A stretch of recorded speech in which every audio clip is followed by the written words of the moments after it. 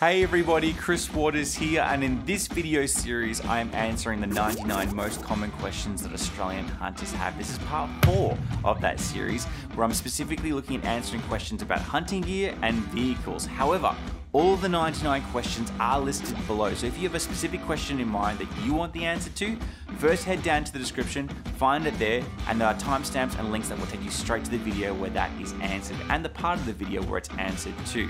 Now, if for whatever reason I don't answer your question in these 99 and you have a burning desire to know the answer, comment below. If I can find the answer or I know the answer, I will give it to you. Also, if you find an answer that is incorrect, whether it has changed since this video was recorded or I just flat out got it wrong, again, comment below. Just be kind and nice when you tell us the answer.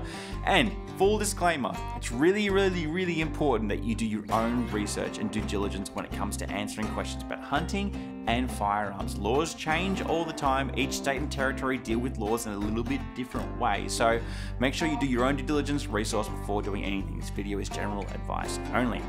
And finally, if you do find an answer to this video that you find useful, make sure you go share this video on with another hunter that you know, a newbie or an experienced hunter. Or if you're more of a reader and you want to get a PDF resource that you can download and read in your own time, that is available on the Australian Hunters Club website. All the 99 questions and all their answers, I'll link that below as well.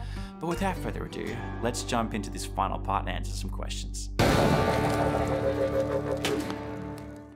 Is it okay to try different brands of ammunition in the same rifle? Yeah, it's okay to try different brands of ammunition, though you will have to sight your rifle in each time that you change brands, given that each brand of ammunition is slightly different in terms of how it performs, even if it's the same grain. Even if it's 180 grain in category A ammunition with 180 grain in category B of ammunition, you'll still need to sight in your rifle again. What is the best kind of knife for hunting? It's not sexy or glamorous, but a small knife is a good knife. Should I have a GPS or PLB, personal locator beacon, on me when I'm hunting? Look, GPS and PLBs are fantastic bits of kit and technology that might one day save your life, but you don't always need to have them. If you're going out for a day hunt on a property that you know really well, let's say it's 1,000 acres, you obviously don't need a GPS. If you're doing a multi-day, multi-week fly hunt in the Victorian Alpine, well then definitely a PLB or a GPS is an essential item, because the last thing you want to do is break your leg and then just die. Now, in some parts of Australia, like in New South Wales, you actually have to have a GPS and PLB when you're hunting in state forest, so that's important to note as well. What are the bare essential items I need to take when hunting? Look, when you're hunting, all you really need is a knife, a firearm, ammunition and binoculars, and water. If you have all those things, you can hunt. Is it worth buying gaiters? I think gaiters are fantastic, and if you're in a snaky area, then they're almost essential. Otherwise, they're fantastic for keeping water out of your boots, stopping your pants from getting ripped up, or keeping your legs warm in the winter. But definitely, if you live in a snaky area or hunting in summer, you 100% should be wearing gaiters. How much ammunition should I take on a hunt? Look, you don't actually need to take that much ammunition. A magazine of ammo, or a magazine and a few extra rounds is all you really need. 5 rounds is kind of heaps. If you're shooting more than 5 deer or 5 pigs or 5 goats on a hunt, you're doing really well. Likewise, if you miss more than 5 times, then there's another issue that you need to address, as opposed to how much ammunition you should be taking. How important is it to wear camouflage? Look, camouflage is fantastic, but it's not essential. Most game animals and pest animals are actually colorblind, so they're not actually going to be seeing the different colors on your camouflage anyway. What really helps you is the different patterns that break up your profile when you're hunting. So it is useful, but I have seen guys walk out there in their stubbies and footy shorts in a singlet and shoot monster deer. So can you hunt with a bow in Australia? Yes, you can hunt with a bow in Australia in Queensland, New South Wales, Victoria, WA, and the Northern Territory. You can't do it in South Australia or Tasmania. What type of arrowhead should I use when hunting with a bow? In Victoria, if you're hunting large deer, we're talking sambar, rusa, and red, you have to have a broadhead with at least 2 cutting edges with a minimum of 400 grains, that's 26 grams. If you're hunting smaller game animals or smaller deer like fallow or cheetal, not in Victoria, but in hog deer, you'd then be hunting with 22.5 grams or 350 grains, again 2 cutting edges. What is the minimal bow poundage for hunting? Victoria requires a 50-pound bow for large deer or 45-pound bow for small deer. Can you hunt with a crossbow in Australia? Yes, you can hunt with a crossbow in Australia. Specifically in Victoria, it follows the same rules as with bows, are slightly different because it's dealing with draw weight. So for instance, you have to hunt large deer with a draw weight of 150 pounds and smaller deer has a draw weight of 120 pounds. And then they follow the same rules with broadheads. They need to have 2 cutting blades, 400 grains for large and 350 for small deer. What is the minimum rifle caliber for deer hunting in Australia?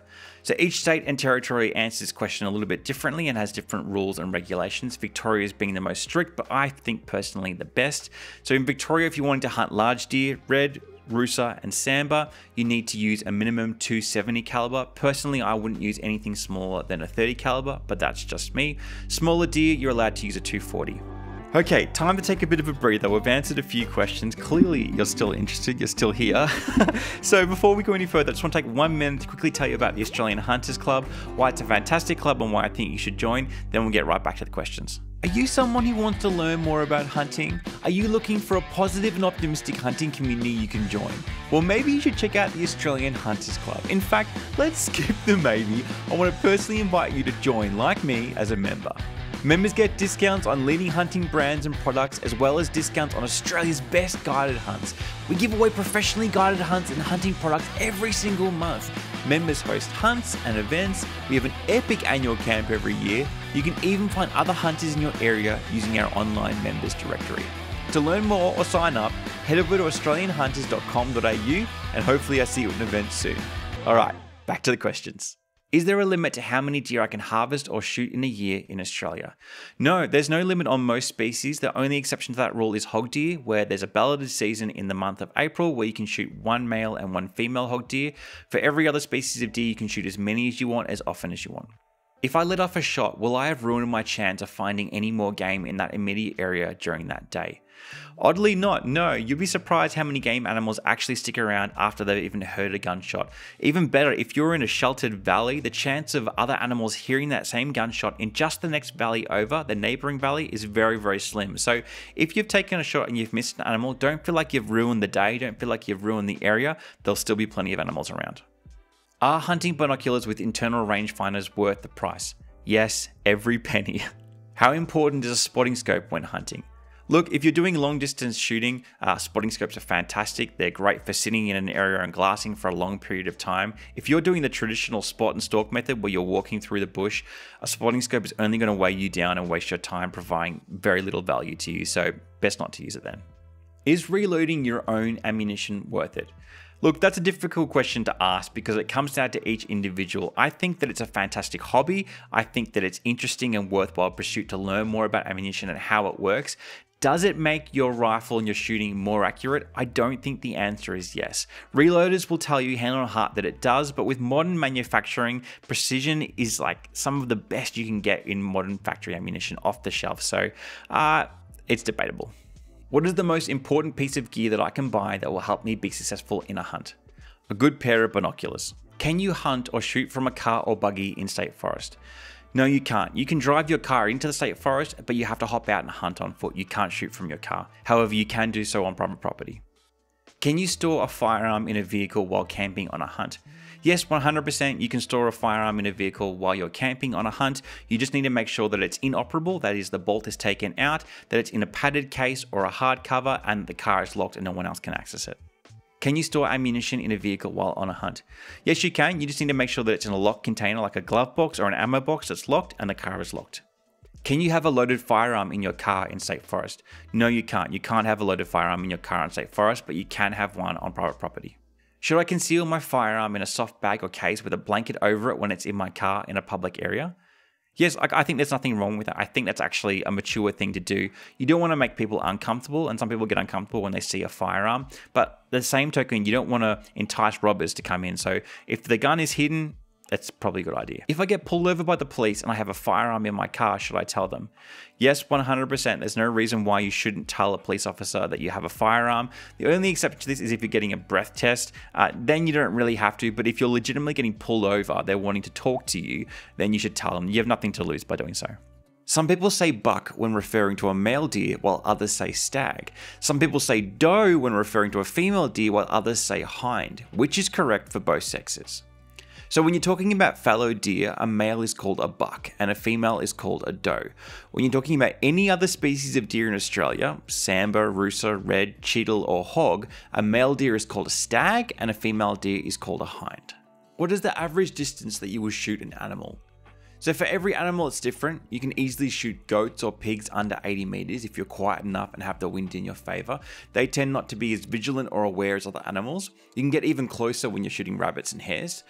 Deer, foxes and dogs, on the other hand, seem to be more attentive and tend to be shot between 100 meters and 200 meters on average, but you can shoot them less than that. Long distance shooters, however, prefer to shoot animals north of 400 meters, sometimes even past 1.5 kilometers in extreme cases. So I'd say on average, you're going to be shooting animals between about 80 and 150 meters. And so that's it. That's 99 of the most common questions asked by Australian hunters answered. I hope that you got something out of it. I hope that you learned something. And if you did, I encourage you to share this with other hunters that you know, whether they've been hunting for a long time or whether they're brand new to hunting. There's always something new that you can learn. Also, if you haven't checked out the Australian Hunters Club, I highly encourage you to go do that. It's the club that I'm a part of. I want to encourage you and invite you to become a part of it now. We give away professional guided hunts every single month. We give away products every single month. You can have your genuine reason. We run camps and events, all sorts of good stuff. I encourage you to go check it out. And finally, if you haven't gone and watched each of the episodes in the Australian Huntsman Season 1, definitely go do that right now. I'll drop a link to the playlist in the description below where you can check out each of the full-length 10 episodes. I had a great time pulling this season together in this last year with my friends, hunting around Australia, goats and deer. It's definitely worth checking out. Otherwise, hopefully I see you in a video soon.